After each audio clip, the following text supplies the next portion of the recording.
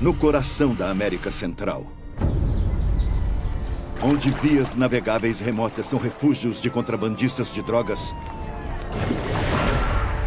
um monstro do tamanho de um homem ronda pelos rios. Vai matar ele.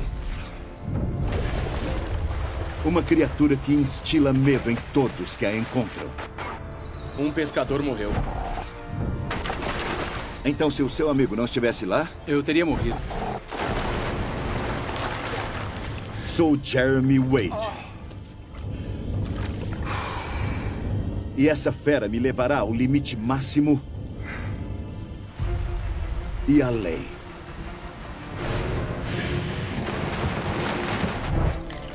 Enquanto reaprendo tudo o que sei para tentar capturar esse monstro de rio esquivo da América Central. Ele tá vindo, tá vindo!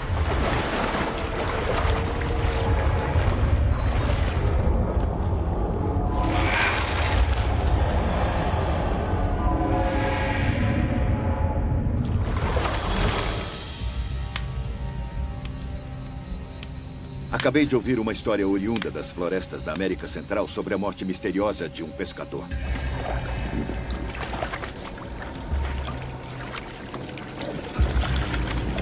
Ele partiu da margem do rio numa canoa enquanto seu companheiro segurava a outra ponta da rede.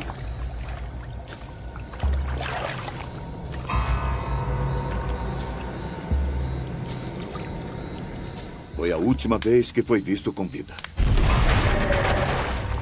3 dias depois, seu corpo foi achado, mas a causa da morte ainda é um mistério. Alguns dizem que ele foi levado por uma criatura sobrenatural. Embora eu nunca tenha estado nesta região, já vi o que outros rios pelo mundo afora podem conter. Eu imagino que essa criatura sobrenatural, na verdade, seja algo que eu possa capturar. A história teve origem num rio remoto, no lado leste do conturbado país chamado Nicarágua.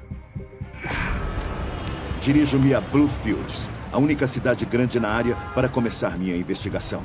Onde quer que você esteja, a presença de Deus, a força de Jesus, o único e verdadeiro Salvador. Ele é o único que salva a sua vida e muda o seu coração e a sua mente. Aleluia! Este lugar não é bem o que eu esperava. Eu esperava algo um pouco mais latino-americano, talvez, mas isto parece muito mais caribenho. É uma mistura cultural. Há descendentes de africanos, de europeus, de chineses e indígenas locais também. Quanto aos idiomas, eu ouço espanhol, mas também uma versão crioulo do inglês, além de algo completamente irreconhecível que deduzo ser Miskito, uma língua indígena. Lugar interessante. Essa comunidade multicultural decorre de seu papel como um importante entreposto comercial e o porto ainda é o foco dessa atividade. Mas ela tem um lado obscuro. Um lugar fervilhante, muitas coisas são embarcadas e desembarcadas. A verdade é que Bluefield surgiu da pirataria e ainda ocorre um pouco de comércio ilícito. O problema maior hoje é o fato de o local estar na principal rota de transporte da cocaína da Colômbia para a América do Norte. Há 1 mês e meio, a Marinha Nicaragüense apreendeu um barco com mais de 2 toneladas de cocaína a bordo. O valor de mercado ultrapassa 200 milhões de dólares. Esse é o tipo de lugar onde, sendo um forasteiro, eu não quero atrair muita atenção. Só preciso dar uma rápida olhada por aqui e depois me embrenhar pelos rios e riachos. Eu vou até o mercado ver o que consigo descobrir sobre o peixe que habita esses rios. E se ele pode crescer o bastante para matar um homem. Pescado del mar. Del mar, del mar.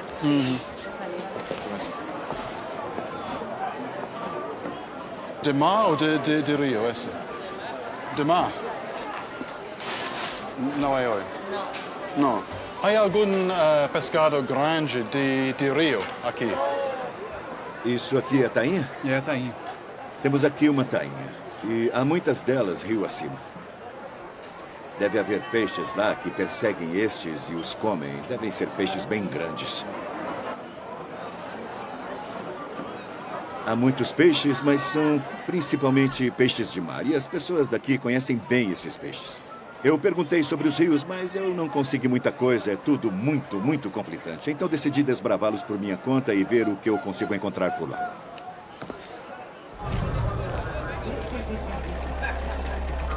Eu me informei e peguei carona num barco para me levar rio acima. A costa leste da Nicarágua é um labirinto de lagoas e rios com uma cidadezinha ou vilarejo ocasional. Não é de admirar que os piratas tenham se refugiado aqui e os traficantes ainda operem nas vias navegáveis ocultas.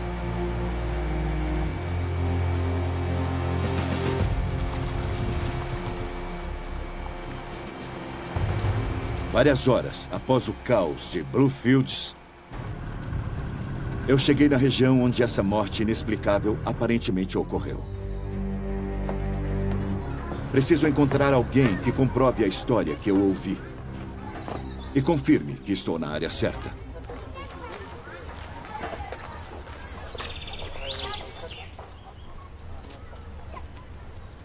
Há muitos camarões aqui perto da margem e dá para sentir o cheiro no ar.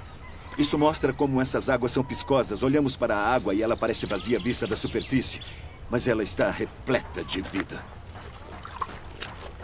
Enquanto eu peço informações, descubro que os camarões não são os únicos ocupantes inesperados dessa cidade ribeirinha. Ah! Cuidado aí, hein? É interessante. Eles pegam muitos caranguejos aqui. Eu já vi caranguejos de água doce, mas os caranguejos, em geral, estão associados à água salgada. E estes parecem caranguejos de água salgada. Não parecem do tipo encontrados em rios.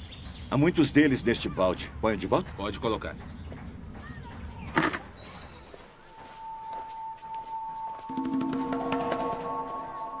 Minhas perguntas acabam gerando uma pista. Sou direcionado a um pescador chamado Murphy.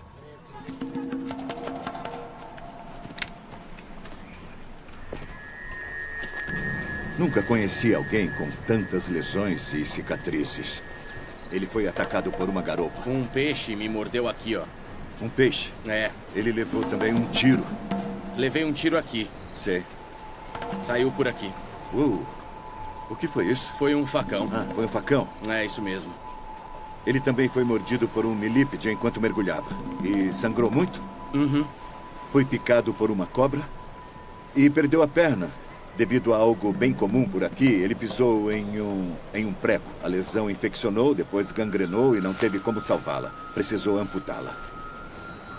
Murphy é uma figura e tanto e tem uma história para contar sobre quase tudo. Então, não é surpresa que quando pergunto sobre a morte inexplicável que estou investigando, ele saiba a respeito e também onde ocorreu. Em que lugar aconteceu? Um pescador morreu bem ali. Ele estava pescando e, de repente, ele sumiu. Depois de 3 dias, ele foi achado morto. Tinha morrido. Então, quando ele foi encontrado, havia alguma mordida, alguma coisa, alguma marca? Aqui estava azul. Sei. E aqui também. Certo. E aqui também. Nenhum corte ou mordida? Não. O tom azul podia ser de hematomas, mas após 3 dias na água, sob o sol tropical, um cadáver fica em péssimo estado. O que acha que aconteceu com ele? Bem, é o que a gente chama de sereia. Sereia? Aham. Foi a sereia que levou ele. Ele não foi mais visto. Eu não sei a que Murphy se refere, então busco saber mais detalhes. Olha, ele estava ali no meio pescando, aí Isso ele tudo sumiu. é um grande mistério. Ele disse que há uma sereia, uma espécie de espírito dos peixes na água. O pescador tentava lutar contra o espírito da água, a sereia, e talvez aquela marca escura atrás da cabeça tenha Ele sido lutou. onde o espírito o atingiu e, nesse momento, ele morreu. A história do pescador que me trouxe até a Nicarágua envolve mesmo um acidente. Mas há alguma verdade na descrição de sua morte? Teria sido espancado até a morte por uma sereia ou espírito das águas? Desço o rio alguns quilômetros até onde Murphy disse que o incidente ocorrera para ver se há uma criatura real vivendo ali que pudesse ser responsável. Pelo que entendi, esta deve ser a cena do crime. Embora eu considere a possibilidade de haver algo na água, se for um animal muito grande, Deve ser um predador, então eu vou usar uma isca que provocará uma ação reflexa. Esta linha é super forte. Ela resiste até 45 quilos. O molinete é bem robusto. Se houver algo lá embaixo, grande predador, com certeza isso irá fisgá-lo.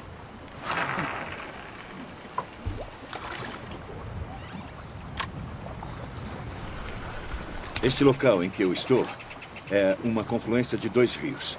É o tipo de lugar que atrai os pescadores, porque é onde os peixes ficam, onde as correntes se misturam e os peixes pequenos se alimentam da comida que está em repouso. E também há predadores à espreita, que se alimentam deles. Há alguma coisa aqui. Posso vê-lo, posso vê-lo. Mas o que eu vejo não é o que eu esperava.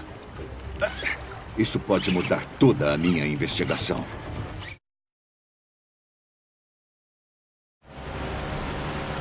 Estou nos rios longínquos da Nicarágua, na América Central, tentando saber o que matou um pescador enquanto preparava sua rede.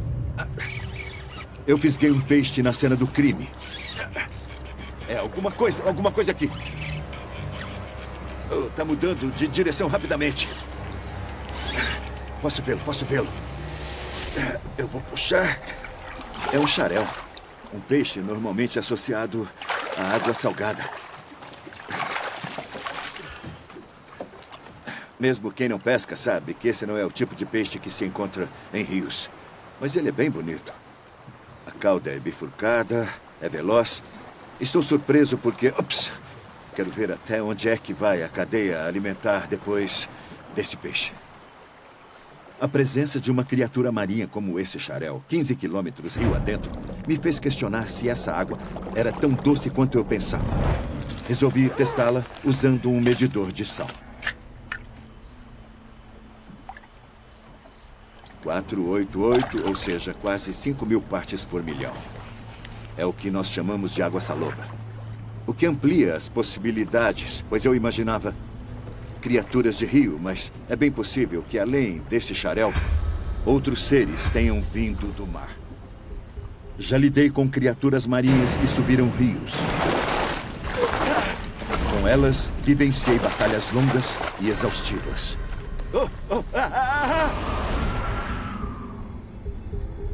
Pesco até o anoitecer, usando iscas diferentes e consciente de que poderei encarar outro encontro épico. A criatura que procuro aparentemente já matou. Estou aqui no escuro, num território estranho. Traficantes de drogas armados usam esses rios para contrabandear carga. Não posso baixar a guarda. Alguma coisa? Tem alguma coisa aqui. Só um instante. Acendo a luz? Acendo. Luz. Caramba. Ele escapou. Alguma coisa enorme saltou da água atrás de mim. Alguma coisa mordeu a isca. Não há marcas na isca, só uma marquinha. Talvez um único dente, não sei. Enquanto a linha se afastava, eu travei o molinete. E eu não senti o peso na ponta.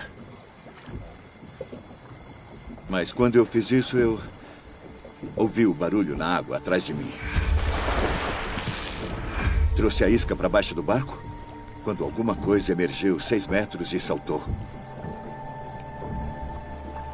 Foi por isso que eu não senti nada. Torno a lançar a linha na água, esperando ter uma segunda chance.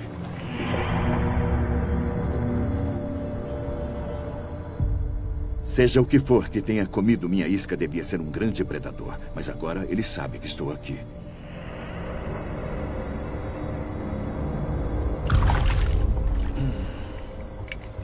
Nenhuma atividade. Mas aquele episódio bastou para mostrar que tem alguma coisa aqui embaixo.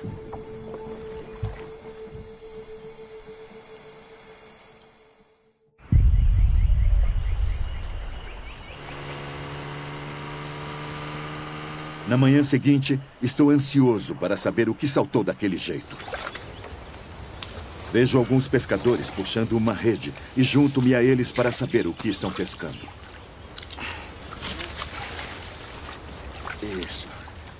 Eu estou ajudando o pessoal a puxar a rede. A técnica usada é a seguinte. Há pesos embaixo e flutuadores em cima. É como uma cortina pendurada a partir da superfície. Muito bem, pessoal, vamos lá. Ei. É uma cavala pintada. Cheia de dentes. Um peixe predador.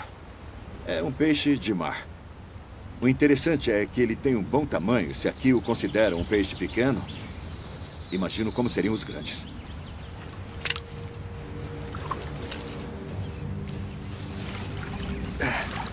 Tem outro peixe ali.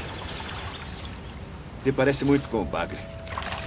Que peixe é este? Esse aqui é um bagre ou ele tem outro nome? Só bagre. Só bagre? Peguei bagres em outros países capazes de engolir um homem inteiro. Mas, em geral, se alimentam no fundo e não costumam saltar para fora da água.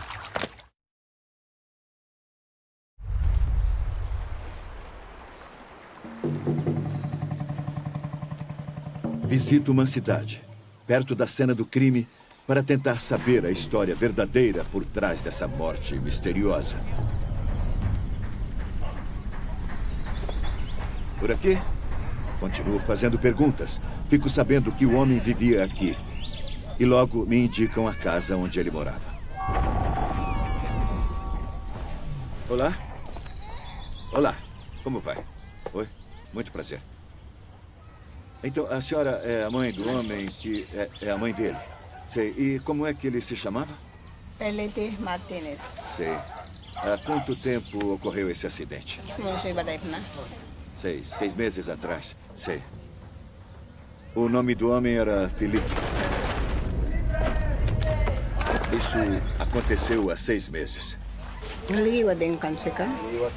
Ela disse que alguma coisa na água o pegou. Um tipo de sereia ou uma criatura assim. Agora diga, essa sereia ou sirena, como é que as pessoas dizem que ela é? Eles não fazem a menor ideia da aparência dessa criatura. A única coisa que eles sabem, com certeza, é que elas existem. E Felipe desapareceu. Mais uma vez, um espírito sobrenatural é acusado dessa morte. Mas há um homem aqui que tem alguns detalhes sobre o que houve aquela noite, porque seu amigo estava pescando com o Felipe. O meu amigo disse pra mim que ouviu um Que tipo de barulho? Como se alguém pulasse na água. Então ele ouviu esse barulho Isso. na água? Bom, agora nós temos uma informação nova. Outro homem que estava pescando soube que ele chamou e ninguém respondeu. Mas antes disso, ouviu o barulho de alguma coisa caindo na água. Alguma coisa não faz sentido. Numa noite calma e sem vento, por que ele cairia do barco? E por que não gritou pedindo ajuda? É como se Felipe tivesse ficado inconsciente antes de ter chance de gritar. Mas o que nessas águas teria força suficiente para fazer isso? Teria algo a ver com a criatura que saltou e fugiu de mim ontem à noite? Saio dali decidido a rastrear essa fera. Aqui tá bom.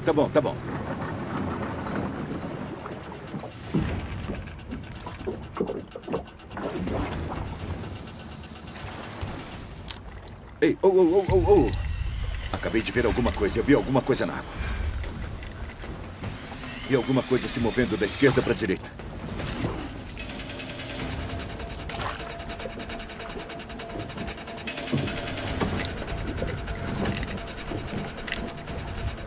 Eu consigo ver a isca. Não vejo nenhuma marca nela. Vou tentar de novo. Alguma coisa se moveu. Mas quando tudo se aquieta, apesar de avistar algo em locais diferentes, nada morde a isca.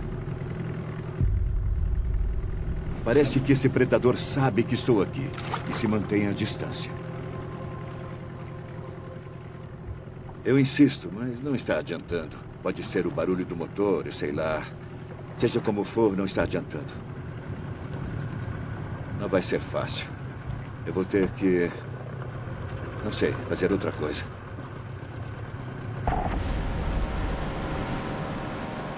Volto aos vilarejos ribeirinhos para ver se os pescadores locais podem me dar uma ideia sobre os gigantes que existem por aqui.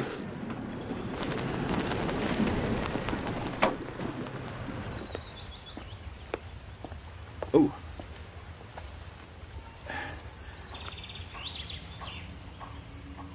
É de um peixe grande, seja lá qual for. Havia alguns urubus quando chegamos aqui. A última escama que encontrei deste tamanho era de um pirarucu. Um desses gigantes causou em mim um grave ferimento. Os médicos recearam que meu coração tivesse sido afetado para sempre. Mas os pirarucus não são encontrados, estão ao norte. Faço perguntas para ver se descubro de que tipo de peixe veio essa escama. Fica perto daqui? Fica. Alguém pegou um peixe grande e talvez restem alguns pedaços. Talvez a cabeça esteja por aqui.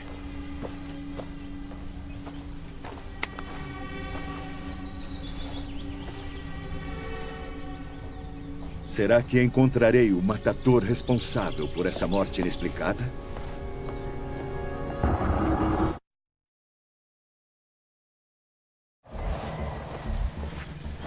Estou na Nicarágua, investigando uma morte misteriosa que acreditam ter sido causada por um espírito maligno.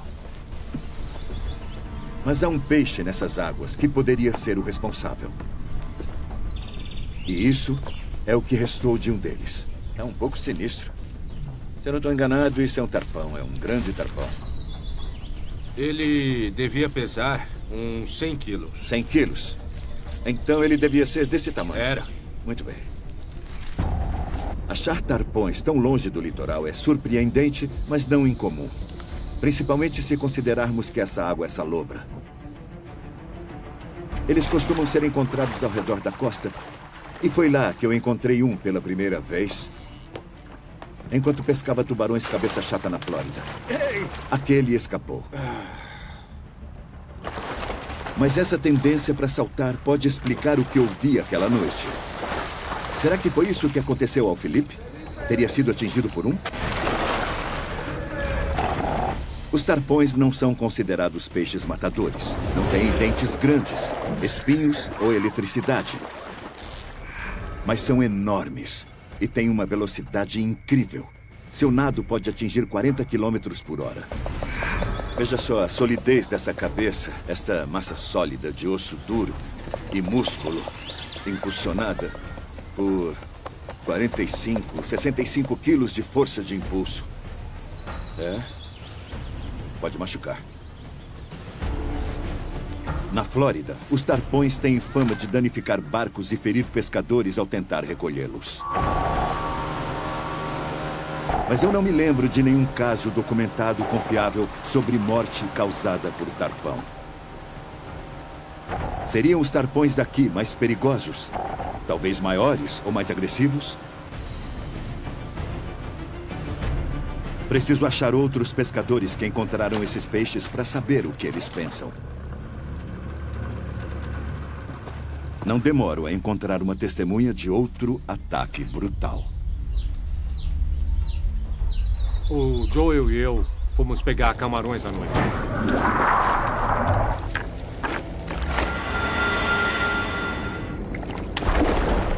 Daí o tarpão pulou fora da água e acertou ele bem aqui. Ele disse que o tarpão saiu da água e bateu no rosto dele. E você sabe se ele estava em pé no barco? Não. Você sabe? Ele estava sentado. Sei. Ficou surpreso.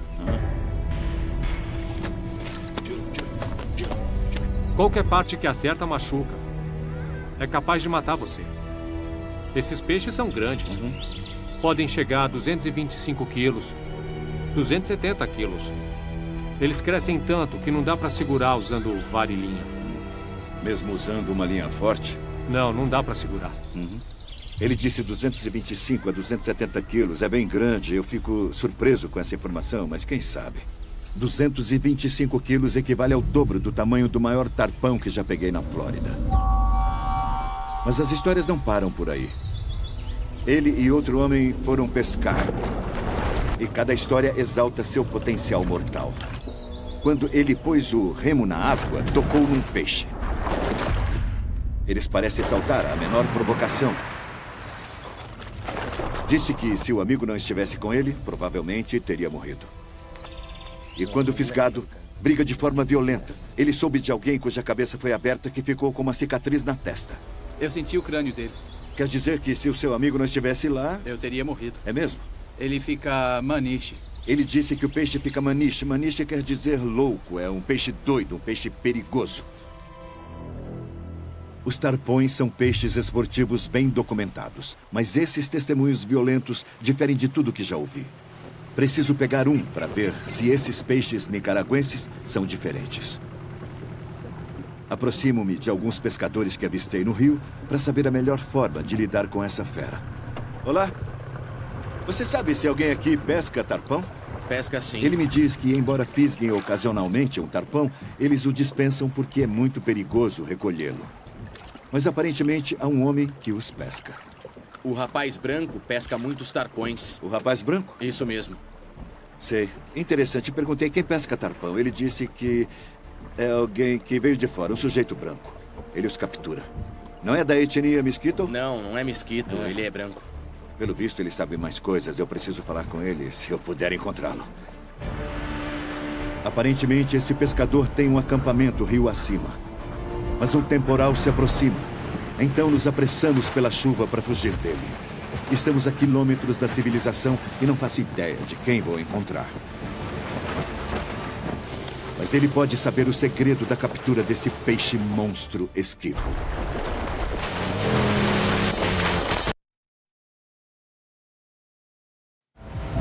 Vim até a Nicarágua para investigar a morte inexplicada de um pescador.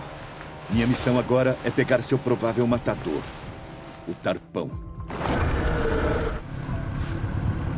Fui orientado a procurar o acampamento remoto de um pescador estrangeiro que criou fama entre os locais. Ele ousa capturar aquele que parece ser o maior, mais forte e mais perigoso tarpão do planeta. Trata-se de um alemão chamado Daniel Goss, que, como eu, dedica-se a capturar monstros de rio.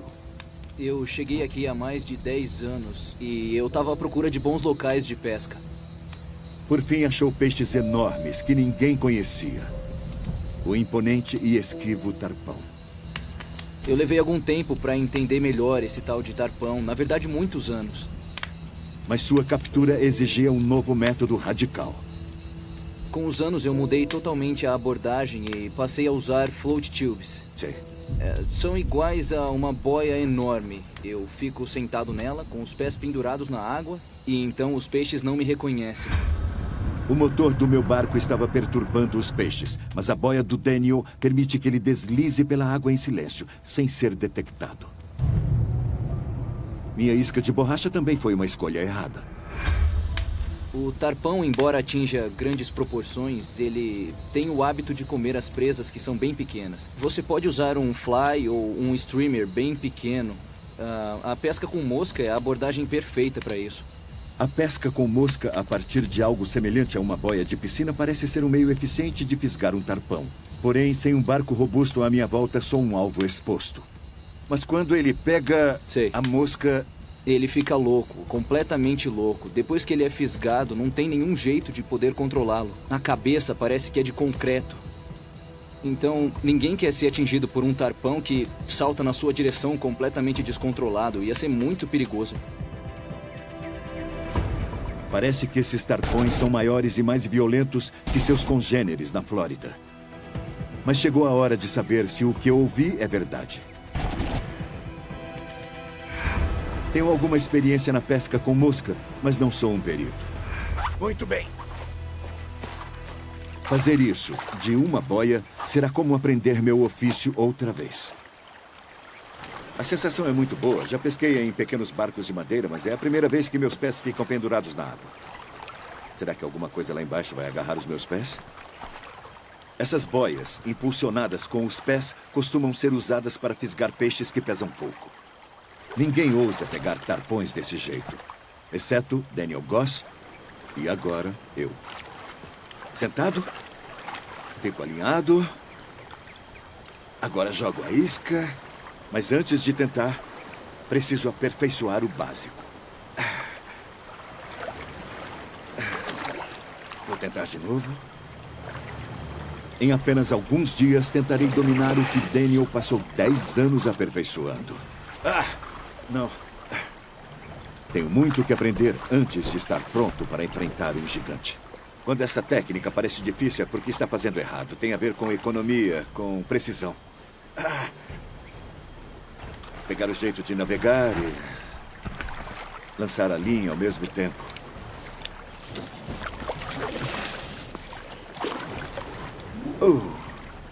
Agora acho que acertei pela primeira vez.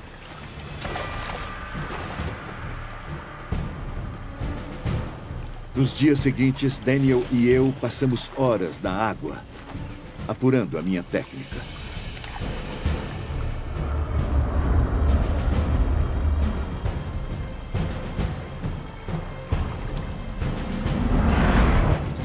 Após escurecer, quando os rios se tornam perigosos demais para a pescaria, Daniel e eu preparamos o equipamento para o dia seguinte e discutimos táticas.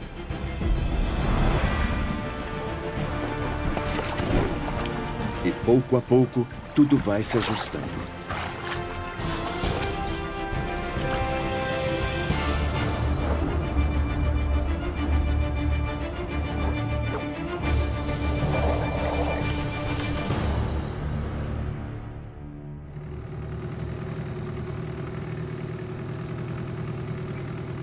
Finalmente, Daniel acha que estou pronto para a batalha.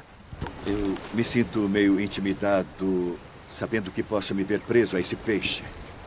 Tenho de posicionar o anzol usando a mão, a vara não tem força suficiente. E quando ele decola, preciso segurar bem a linha para oferecer resistência. É por isso que eu preciso de uma segunda camada de pele.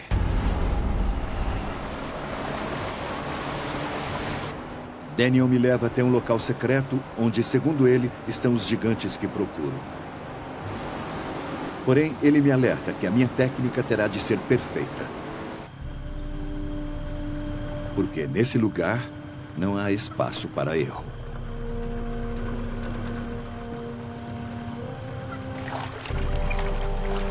Vamos pescar em um riacho, quer dizer águas fechadas. É muito estreito. Aqui tem cerca de 2 a 3 metros, mas aparentemente há peixes grandes aqui.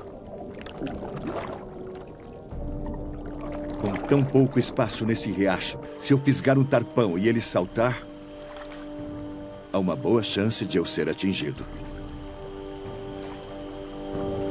A situação está bem calma e tranquila agora, mas poderá ficar bem explosiva em breve.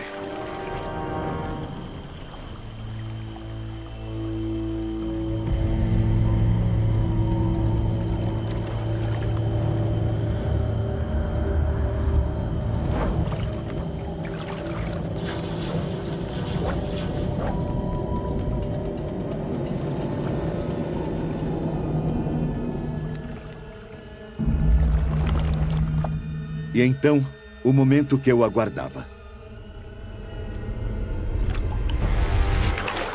Peguei!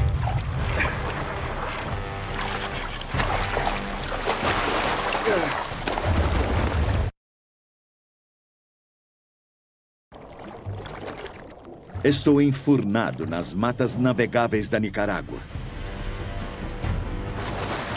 Após dias aprendendo a pescar com mosca de uma boia movida com os pés, finalmente fisguei um monstro.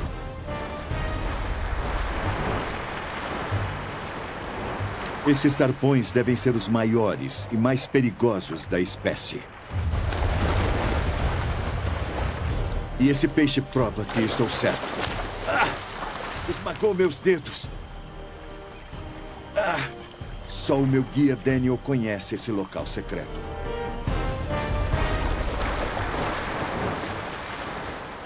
Se eu for atingido por esse míssil vivo, ficarei em apuros.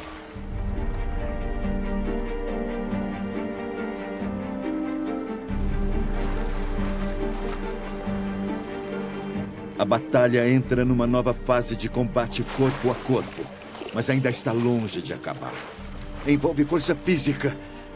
É um peixe grande, numa linha forte, mas também é muito cansativo para os pés. Ele tem a cauda grande. Uso toda a minha força para tentar cansá-lo, para poder trazê-lo para mais perto.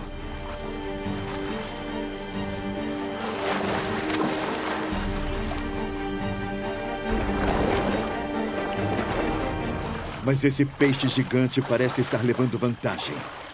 Está nadando em círculos em volta de mim enquanto fico mais exausto. Esta é uma longa luta, muito difícil, demorada para mim e para o peixe. Ambos teremos de lutar e estamos cada vez mais exaustos. Passa-se uma hora extenuante.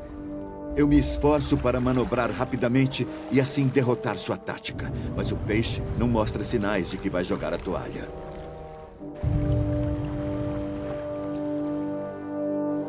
Então, finalmente, começo a levar vantagem.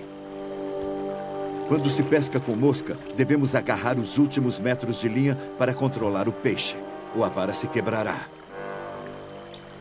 Mas se eu pensei que a luta desse peixe terminara, eu estava enganado.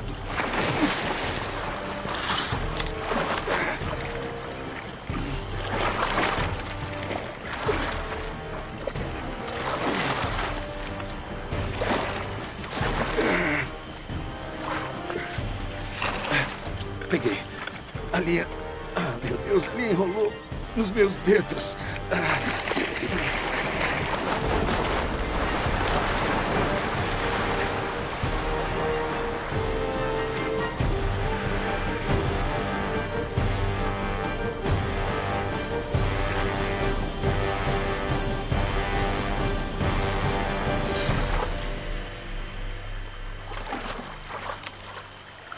Esse peixe deve pesar bem mais que 45 quilos. Finalmente consegui dobrá-lo. Está pronto para se entregar. Vamos pegar o anzol. Eu devo tirar o anzol? Oh!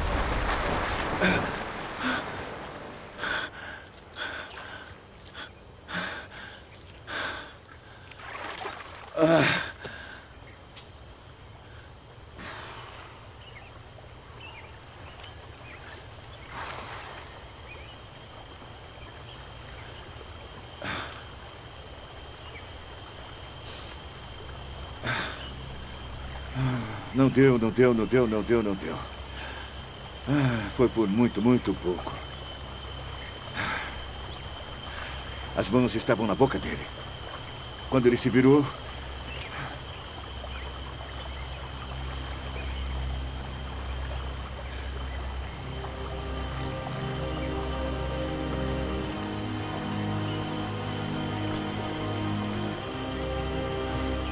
Eu fiz tudo certo.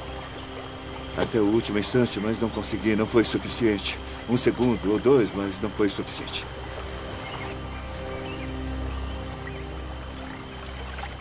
Estou exausto. Agora só me resta voltar ao acampamento. Embora tenha perdido esse, já vim longe demais para desistir agora. Voltarei pela manhã. Mas não previ que o tempo ia interferir nessa luta. A chuva cai continuamente, está muito forte, a intensidade está aumentando. Isso não parece nada bom.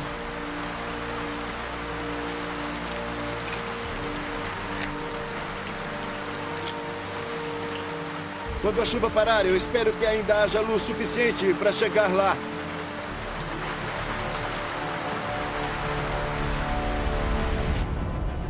Por fim, a chuva para. Mas faltam 1 ou 2 horas para escurecer. Aqui estou eu de volta, pescando num outro local que, segundo Daniel, é a área de caça do Tarpão. Espero ter a sorte de capturar um peixe antes do anoitecer. Essas águas servem de rota para traficantes de droga. Não é lugar para se estar numa boia após o anoitecer. Oh, esse é um dos bons.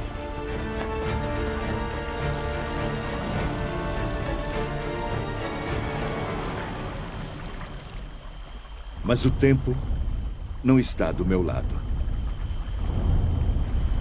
Continuo jogando a linha, mas nada morde.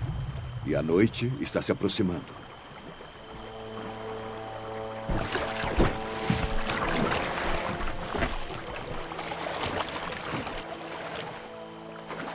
Agora sim.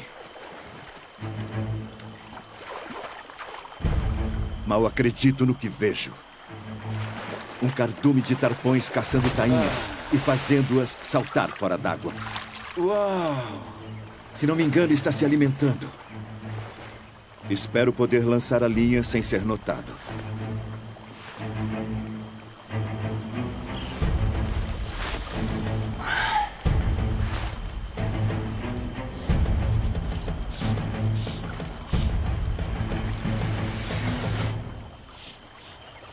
Peguei alguma coisa. Acho que peguei sim.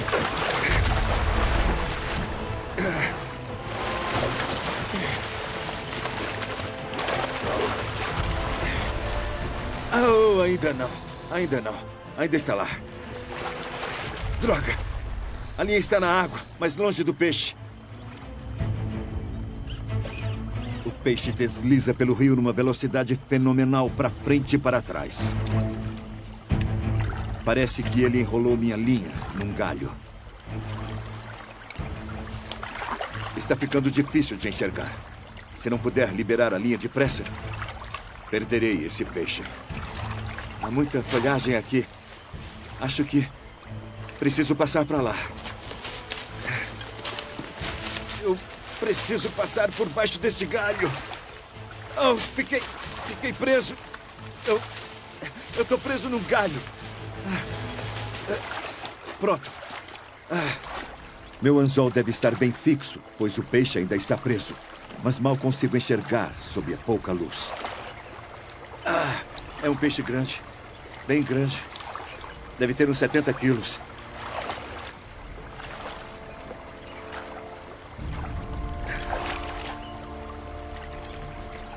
Esse peixe é maior que o que escapou. Então serei bem cauteloso. Usando minha última reserva de energia, eu o puxo e só depois de estar completamente sob meu controle, eu removo o anzol.